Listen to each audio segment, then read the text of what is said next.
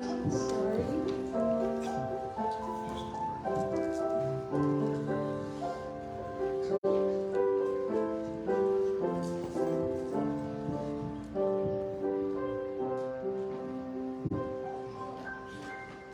Now, my daughter Ligaya is going to be telling a children's story, but I just wanted to share one quick word before she speaks. And it was 20 years ago when Ligaya was born. And it's very meaningful to be here because this is where Bill and I were going to attending church. And I remember the night that she was born. We had, because she was born emergency C-section, and gave a call out to our head elder at that time. It was Wendell Bopes. And he called all the church members and prayed for her. And we're just so grateful for her life. Amen. Praise God. Amen.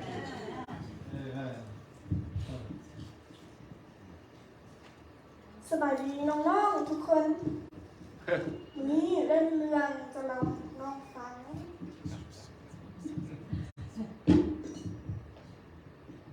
Good morning and happy Sabbath. You can call me Sister Ligaya. And today I have a story to tell you from Laos. And it is a story about giving tithe and offering. Returning tithe. So one Saturday night, my father and I went out to buy some food for the trip that we were going to have the next day on Sunday. And we went to the gas station first because we needed gas because we were going to go out on a hike and it was a couple hours away. So we got gas and then we went to a market and it was already 9 o'clock when we got to the market. So the markets were already closing. And there were only a couple shops in the market that were still open. So we were able to get some fruits there. But we still didn't have everything that we needed for the next day. So we had to go get some more food, vegetables, and bread along the side of the road. So on our way back from the big market, we got some food along the road at a little market, and I stopped and got out of the van, and my father was still in the van, and then the owner of the shop said, "Speak English! Speak English!" And I said, "Yes, I speak English." And then, but I'm loud. And then he said, "Filipino!" And then I said, "Yes, I'm Filipino." And then he said, "Oh, look hello, look hello." He was telling his daughter to lower the price for me. And I was wondering, why are they lowering the price because of I'm a Filipino? But anyway, I was able to get some vegetables, but then I told them that I'll get all the tomatoes. So they only had a little bit left, so I said, "Sisu, what me?" And they said, "Oh, she can speak loud. At least she can speak loud."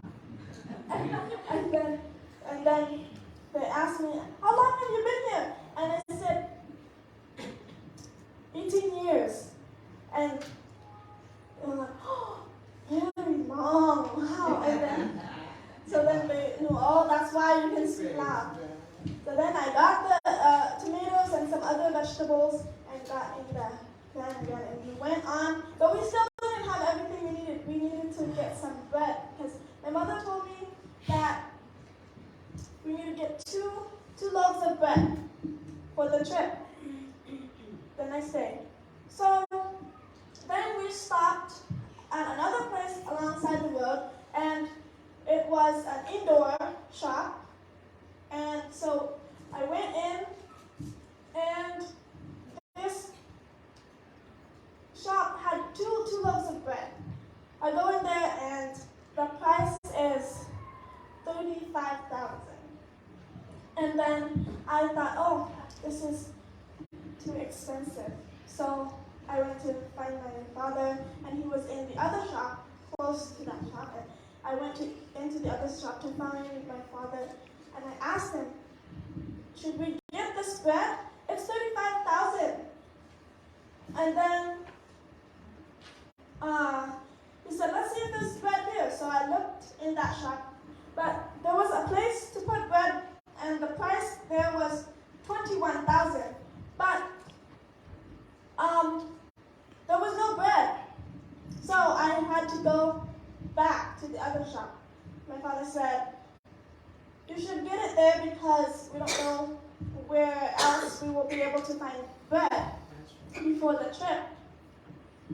So I went back to the other shop. But I didn't check to see how much money I had, to see if I have enough money to buy the bread. And I took the 2 loaves of bread and I put it at the counter. And then I looked in my purse and I didn't have enough money. I only had $37,000. And 1 loaf of bread is $35,000, but I need to buy 2. And I said, oh, okay, I will only buy one loaf. And then I will go get money from my father and come and get another loaf. And then someone who was waiting to pay for their things said, no, I'll pay for you. I'll pay for your bread. And then I said, no, it's okay. I have to go get money from my father.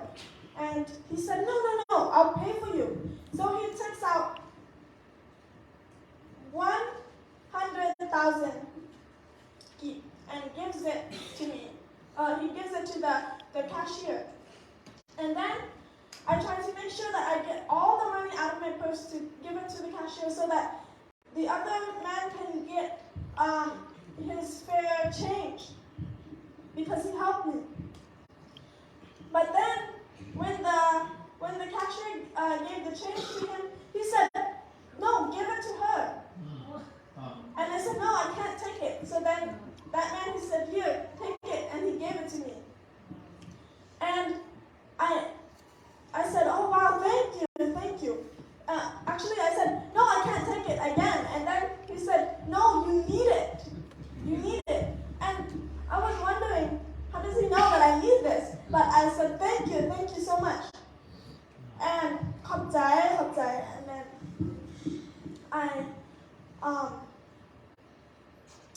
so 100,000 is actually, it's worth $5. Wow. And then,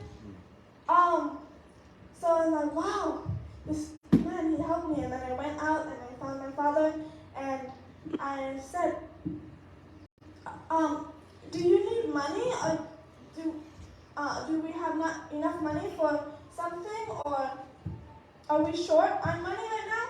Because this man, he helped me. And this, the owner of the other shop, he also gave me a discount on the food that I bought. And you know what my father said? He said, I think God is blessing because this morning I returned my tithe and offering, and then this evening I was wondering if we would have enough money to buy food. Wow. But God helped us, and so we were able to buy all the food that we needed for the next day. Amen. So, the lesson from this story that I want you to remember is that even if we plan to buy something or we're saving up for something then when we return our tithe and offering, even if we might think that, oh, now I still have to wait longer to get enough money for something, you can remember that God will provide. He always provides. Yes, And He does. this will help you when you return tithe and offering. It will help you to remember and believe and that God will provide for your needs in the future. Amen. Amen. So this is my story. Amen. God bless you.